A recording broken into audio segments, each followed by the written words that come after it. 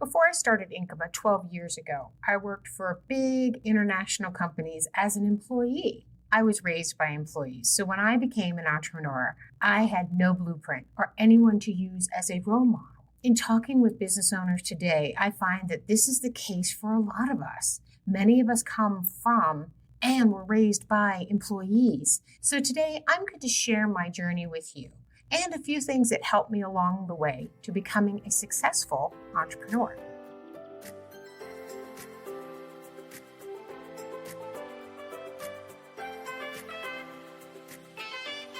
Inkyma's Marketing Strategies is a podcast for small business owners hosted by Audrey Kirchner, co-founder and chief marketing strategist at Inkyma, helping you navigate the world of marketing so that you can market your business in the right way, see growth, and thrive regardless of the industry you're in.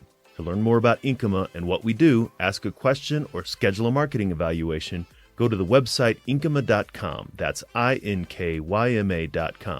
Listen to the show on your podcast player of choice, the Inkyma website, or the Inkyma YouTube channel. Just search for Inkyma Marketing Strategies and you'll find what you need.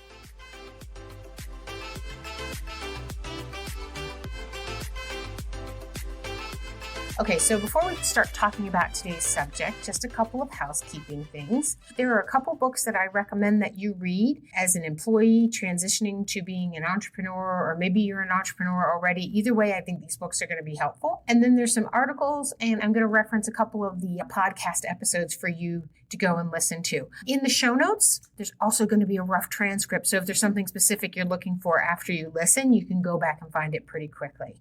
We are partners with many of the products and things that we recommend because we use them day to day, personally, professionally, tools that we use with our clients. Because we're partners, we do get a small amount every time someone signs up or buys something. So clicking through actually helps us a little bit in being able to keep on creating all of this content that we're creating for you for free, because I want to make sure it stays accessible. So we're just getting paid in a little different way. All right, so let's talk about this.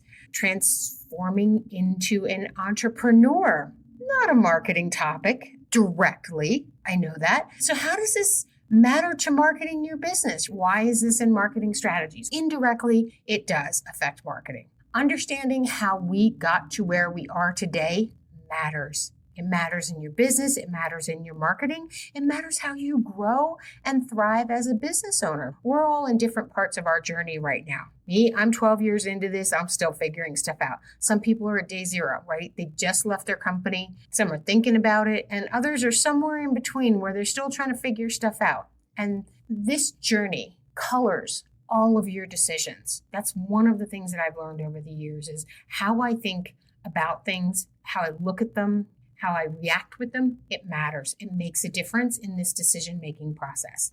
And so how you make these decisions in your business, including your marketing decisions, matters. Because of your journey, your beliefs may hold you back on using support services like marketing for your business, right? You may take way too long to outsource something, meaning you should have hired that social media manager a year before you did, right? Would have saved yourself a lot of grief. Might have actually picked up a couple extra clients along the way, or maybe a writer or a bookkeeper, right? Getting stuff off of your plate or implementing that automation. If you'd done it a year before, think of how much further along you'd be. Also, how we got here and where we are on our journey affects how you see people. An example is, employees see service partners differently than entrepreneurs see service partners. I'm going to talk more about this, but you could actually be missing out on a great support partner in collaborating with someone because you're treating that service partner like a vendor. And yeah, I'm using air quotes because, being treated like a vendor is not a great thing. And a lot of us successful service partners out there, we don't like being treated like vendors, so we walk away. And then my selfish reason for talking about this topic in the context of marketing is, I own a marketing agency. What I want is for you to become a successful business owner who grows so much that you decide you're going to outsource your marketing.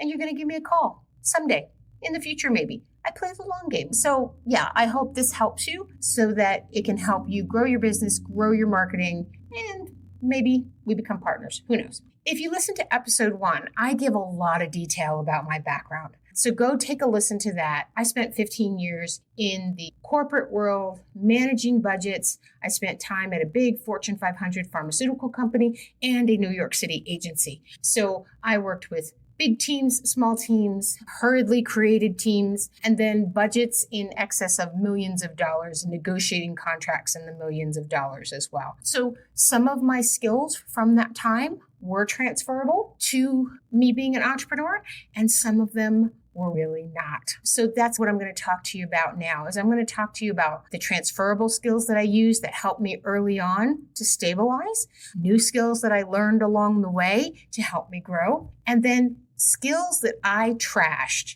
in order to make me a better entrepreneur and a better service partner to my clients. So let's talk about the transferable skills.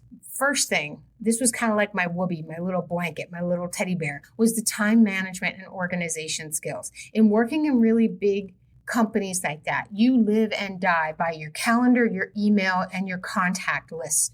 Used to be on my BlackBerry, now it's on my iPhone. That's how far back this goes. But one of the first things I did when I opened my doors was I set up a Gmail account. I organized my calendar. I made sure all my contacts, both old and new, were sitting in there. So I had everything all in one place because I had to give up my corporate BlackBerry. And by that point, I had my own cell phone anyway. And my task list, right? Those were things that I knew that if I stayed organized, I'd be okay. And then the other thing was taking notes, right? I used to take lots of notes during meetings. I never wanted to miss anything. I always wanted to know what I had to follow up with. So that system of taking notes, creating tasks from those, scheduling appointments, and sending emails from those served me well then, and it serves me well now. So I actually have notebooks for every single client, and then I have it for my own company and any big project that I have initiated for myself. So if you have great time management and organization skills that you learn from being an employee, keep them. The next thing is professionalism. In the corporate world, they teach you about professionalism in their world and how it helps you succeed and advance. So if you're looking to get promoted, if you want to become a vice president or part of the C-suite, there's a certain level of professionalism that you have to keep. And I boil this down into looking the part when you're meeting clients or people, looking the part for what you're doing. And to equate this back to marketing, it's part of your brand. I always thought professionalism is okay. I have to dress really well. I have to look really neat and tidy. Of course, you always got to look neat and tidy, but how you dress depends on what you're doing and who you're meeting with. I remember one of my early clients, he was a trade guy. And he was a master carpenter, and he created the most gorgeous cabinets on the planet. His work was beautiful.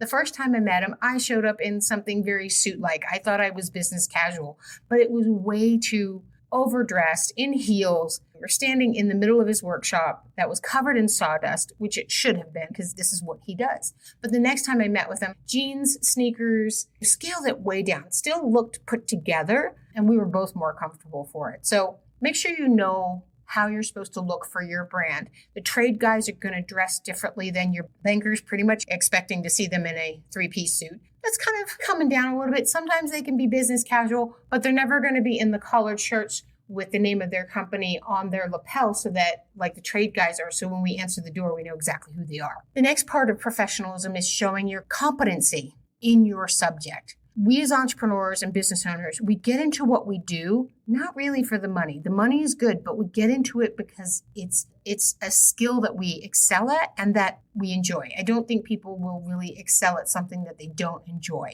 or at least have some level of happiness with it. So showing that is totally okay. And in the corporate world, you had to toot your own horn a little bit if you were going to make your way up through. And I think pulling that through, showing your competency, showing how you're different from your competitors or someone that has had a bad experience with someone in your industry in the past is hugely important. That's part of your professionalism. And this next one has always worked well. It served me early in my career and it serves me today. I think it's okay to say, I don't know, but I'm going to find out. It's okay to not know something. And then the second part of that is key. You're going to find out. Follow up, right? Make sure you know and you get back to the person, which leads me to my next one, which is follow through is everything. In fact, I think follow through as an employee, it makes or breaks your career. And as an entrepreneur, it makes or breaks your company. So if you say you're going to call, text, email, attend something, anything, do it. And if you can't do it or you do it wrong, own that mistake. I made a mistake. Here's how I'm going to fix it. And then you follow through on that. Those two things will get you through every single situation in your business life, and it serves you well. It gets you promoted if you're an employee, and it gets you clients, and it gets you a really great reputation if you're a business owner. That's what I've found over the last 12 years. And then the last thing in the transferable skills is having a process.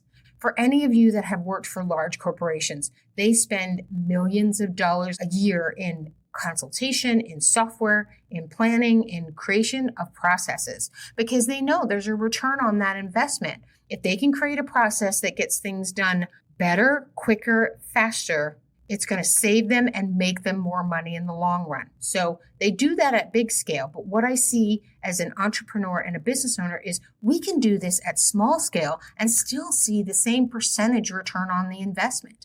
And the two places that I think you have to start with first and foremost from a growth perspective for your company, right? Increasing that upper line is a lead generation process and an onboarding new client process. And where this comes in handy is if you're a solopreneur, meaning it's just you, yourself, and your dog, or if you've got a couple of employees, you need these processes in place for when you get an influx of business or life has gone really crazy and your eye focus changes a little bit from your business.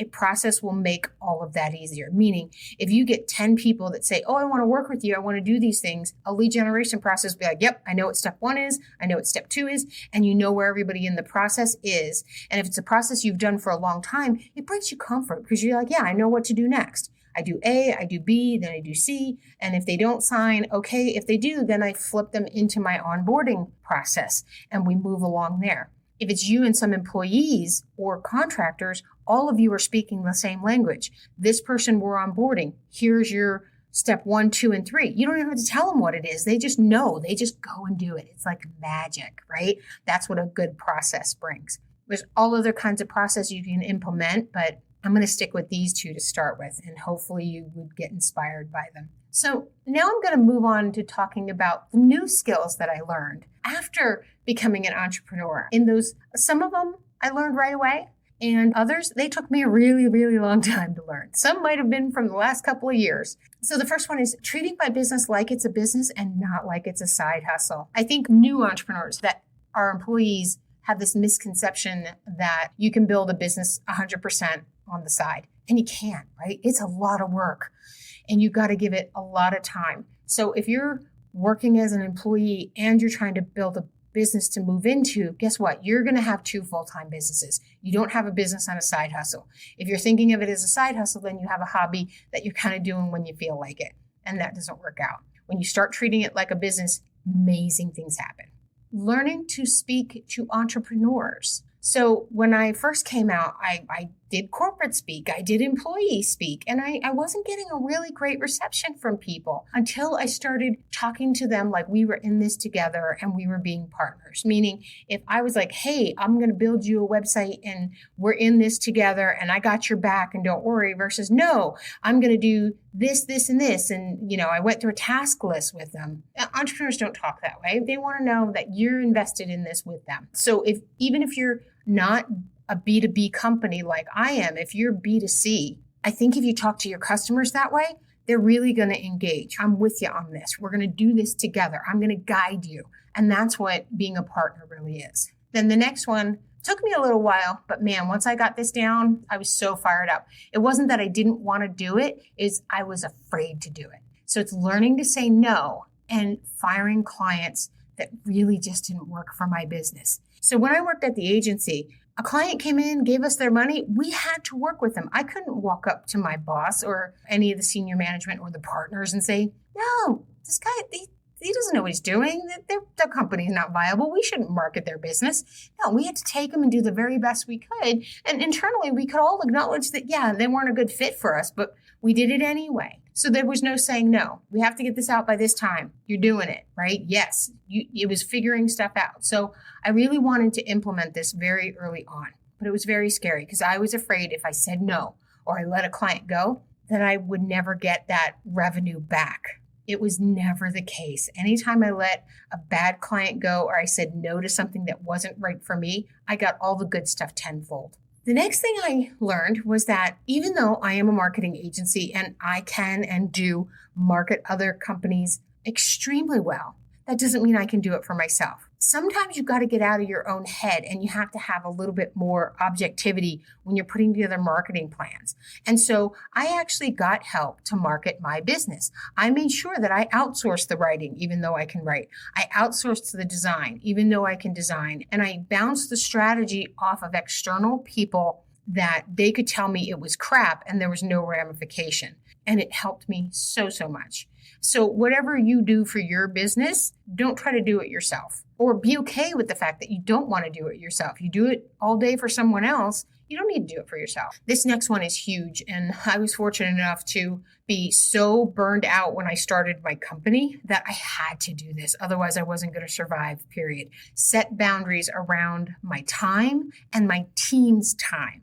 We recorded episode 66 with Mary Brown. She is a boundaries coach, and we talked a lot about this, about setting work-life boundaries. In the corporate world, I had no boundaries. They burned me to a crisp. And when I left, I just didn't have the time or the energy to continue that. So in starting my business, I had to set boundaries. Otherwise, I really wasn't going to survive.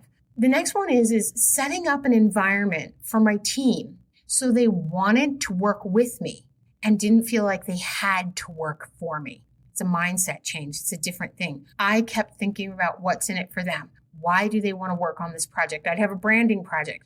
And does this graphic designer want to work on this branding project? Do they want to create the logo? And it was almost like I was selling to them, hey, I got this great project, good client. It's going to be fun. It's going to be all these great things. Do you want it? So I would actually sell to my team. And even to this day, I've got folks that have been with me the last 5 or 6 years. Every time I give them a new project, I sell it. I want them to feel like they want to work with me and not just for the financial reasons. The next skill is I actually got a business coach. A few years in, things got stagnant. I couldn't get out of my own way mentally. And then I started working with a business coach and things just opened up because I started thinking about things differently. I was actually stuck in that employee mindset for a very long time with other different things. And some of the things that I've included on this list and the ones I'm going to share with you about trashing. That business coach, gosh, he was worth his weight in gold. I still love him to death. And then the next time I feel like I've plateaued, I'm going to grab myself another one and work really hard to get past it. This next one took me a long time. Work enough hours to get the work done and no more. That was a new skill I learned. In the corporate world as an employee, you have to kind of look busy all the time and you got to fill your 8-hour days, right? You can't just say, okay, I'm done at 1 o'clock. I'm going to go home. That doesn't happen because if you're not sitting in that seat and they can't see you, they think they're not getting their money's worth.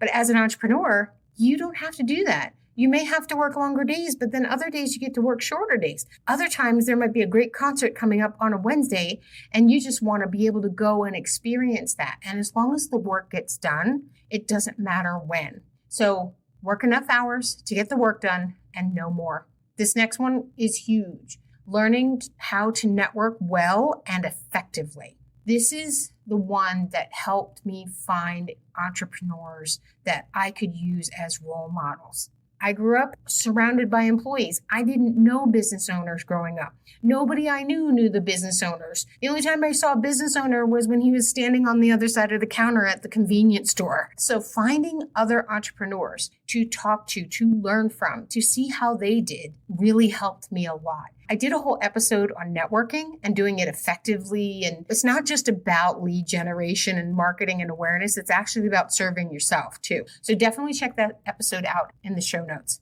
So here are the skills that I had as an employee and that I have trashed as an entrepreneur. And getting rid of things, cleaning house is very cathartic. And so this list, hopefully, maybe some things will resonate with you and you'll be like, yeah, I'm going to get rid of that too. That's what I'm hoping for. So here's the first one. I stopped being afraid of losing leads and losing clients. Kind of talked about that a little bit about being afraid to fire clients, but sometimes clients that you want to keep, they leave. And what that really means is we lose the revenue, but it always gets replaced, right? There wasn't something that was working for them, for you, for something. There's a reason why they left. Sometimes you know what that is. Sometimes you don't. Or you lose a big project and you get a little disgruntled because you knew what that could have meant for you, but it's okay. Because as those doors close, if you keep looking, new ones open. And I always found that something filled it I felt better than what was there. Another skill that I trashed was picking up the phone when it rings. Now, for me, this is a personal one. I know this isn't going to work for everybody,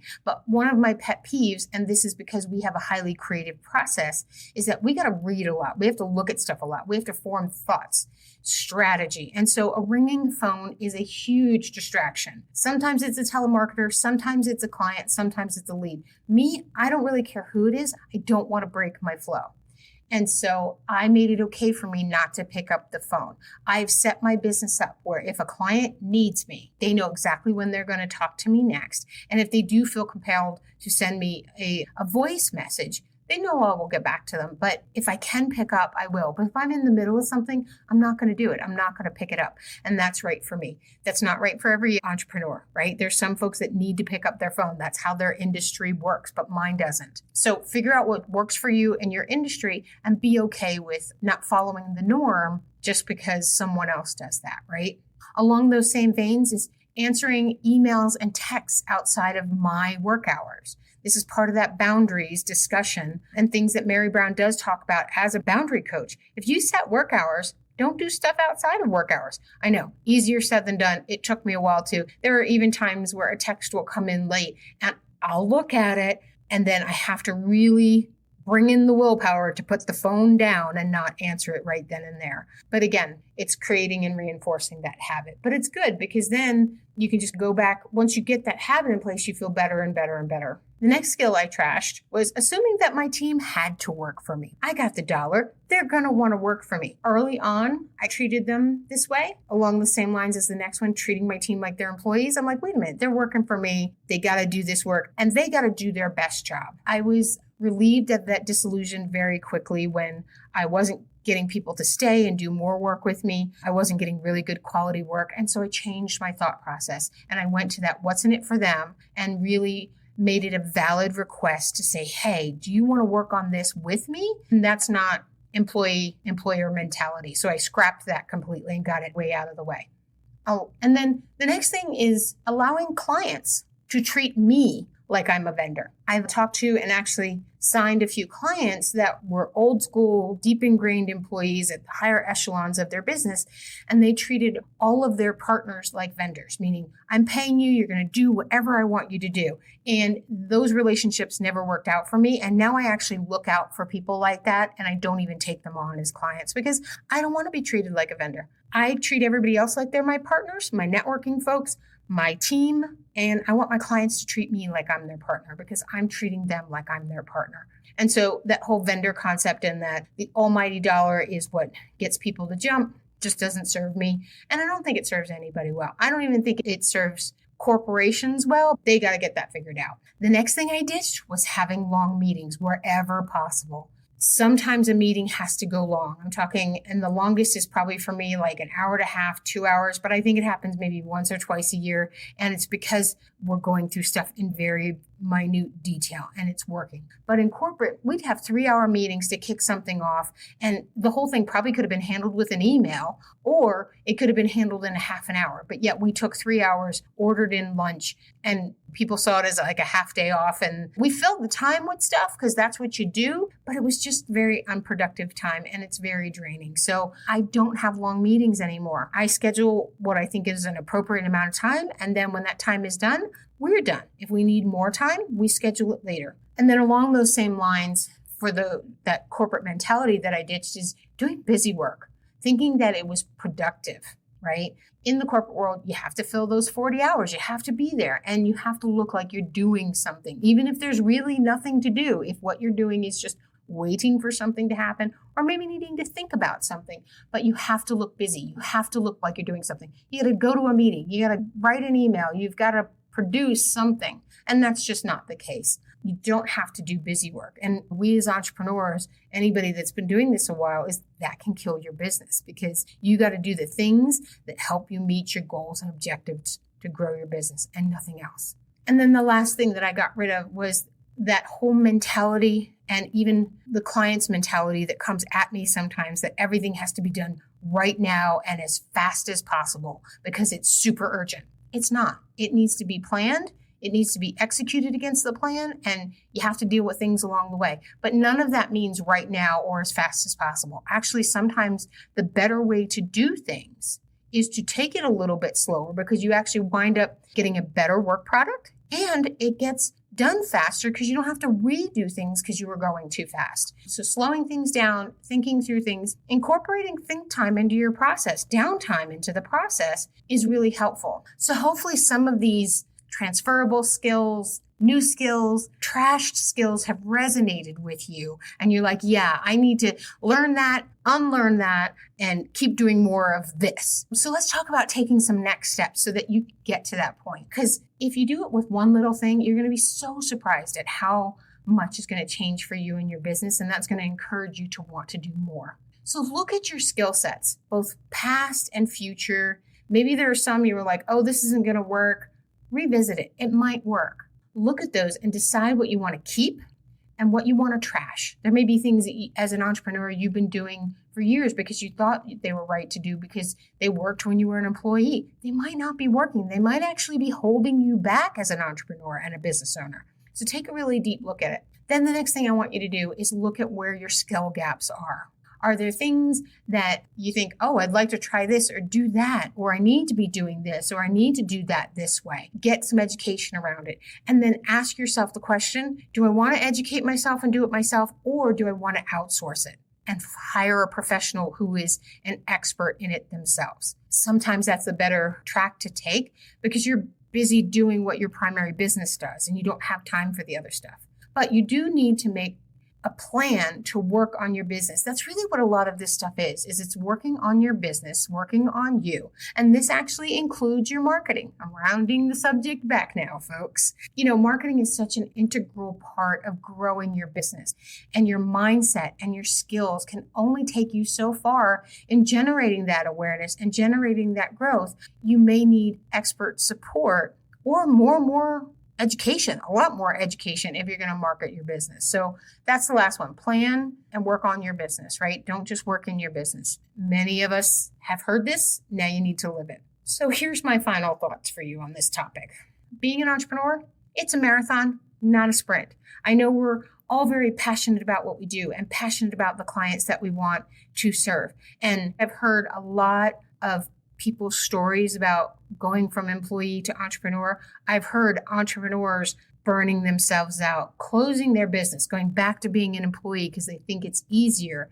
And it becomes just this vicious cycle. That's why it's a marathon. So you've got to grow and change with your business. You've got to make sure you're using the right skill sets appropriately. And so what I think is that if a lot of this feels a little too overwhelming to you, it's like, how am I going to know what to trash? How do I know what the new ones are? How do I know what to keep? That's when you need to get yourself a business coach. That's the person that you're going to say all this stuff to, and they're going to come back with you with an objective opinion and give you thoughts and ideas. They're sounding boards, and they're going to call you on your crap, right? If you say something that just doesn't really resonate with what you're trying to achieve, they're going to say, no, that's not part of your plan. Let's rethink that piece. So get a business coach so that you can do all of these things, get your mind right, and appreciate the journey that you've been on, regardless of how you got to where you are today. Here at Inkyma, we love to give back to the business community. And every day we're adding more and more stuff to give back so that you can be successful in what you do. You can do a 45-minute consultation with me. You can ask me questions about the journey. How did I trash those skills? I will be more than happy to talk to you about that. Or if you need to talk about getting a brand new logo, I can help you with that too. Go to the website, inkyma.com, inkyma.com, and in the upper right-hand corner, you can schedule a time with me. We have a contact form. Maybe you just got a comment or a question or a thought or idea about another episode. I love to hear those, and we respond to everything. We have Marketing Masterminds, our new blog that helps you DIY until you can get a marketing agency. We just want you to DIY the right way and using the right tools. So we share all of our tools with you. We share our processes, our tips, our tricks in article format, in training format, and then in quick snippet video. So I hope you found today's episode helpful, inspiring. If it did, share it with other business owners, share it with other entrepreneurs, share it with employees who want to be entrepreneurs. If we help each other grow and thrive, this small business community that we're in is just going to get bigger and better and help serve the rest of the country. Thanks so much for listening. and have a great day.